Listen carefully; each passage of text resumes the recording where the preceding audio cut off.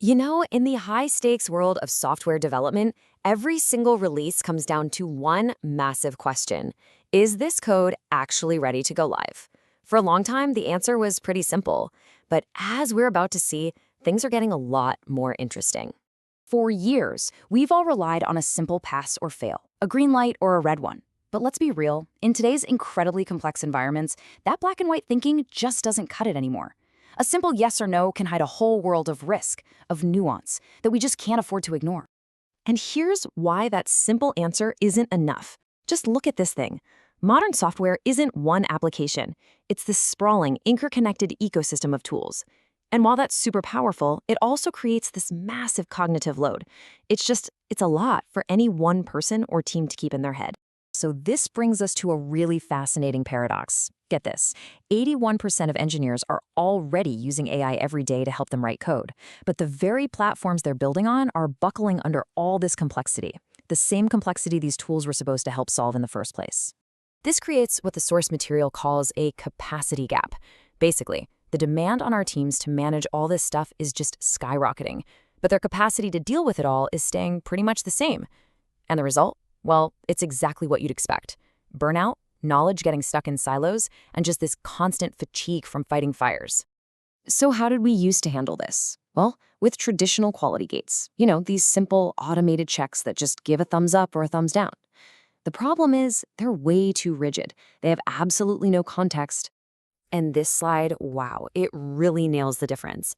On the left, you've got your traditional automation. It's just following a script. It breaks easily, and honestly, it has no idea why it's even doing what it's doing.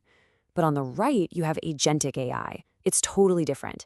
It thinks about the goal. It can handle the messy, ambiguous reality of making software because it understands what you're actually trying to achieve. So what is Agentic AI exactly? Well, think of it as an AI system that can do 4 key things. It can reason about a problem. It can adapt when things change, it can use other tools to get a job done, and it has the autonomy to make smart decisions to reach a goal. It's not just following rules, it's actually thinking. Here it is. This is my favorite way to think about this huge shift. The old way, that binary quality gate, it's like a bouncer at a club. You're not on the list, you're not getting in. End of story. But an agentic AI, well, that's more like a trusted advisor. And what does a good advisor do? They give you nuance. They understand that context is everything. So for example, the advisor knows that having a slightly lower test coverage might be totally fine for a small visual change on a website. But for the code that handles customer payments, no way. That needs a much, much higher level of scrutiny.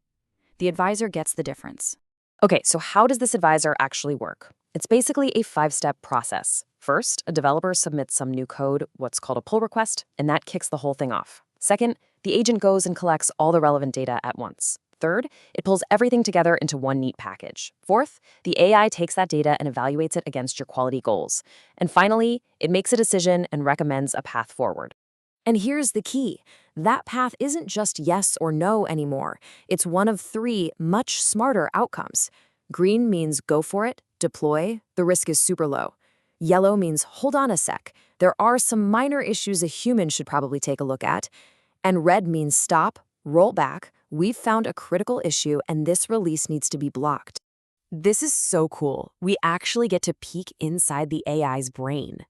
This is a simplified version of the prompt, the actual instructions we give the AI. And you can see it's not some scary black box. It's a really clear set of instructions that tells the agent exactly what the quality goals are and how it should think about them. And this, right here, is where human expertise becomes absolutely essential. The engineering team is the one that encodes their judgment into the system. They're the ones telling the AI, hey, a dip in test coverage is critical.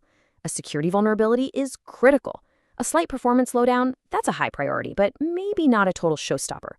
We are literally teaching the AI what matters most. So, this is the main takeaway. This is not about replacing developers. Not at all. It's about augmenting them. Your expertise, your judgment, it doesn't get automated away. It actually becomes more valuable. Instead of just being a gatekeeper, your job shifts to being the architect of the quality strategy. You get to teach the AI what good really looks like.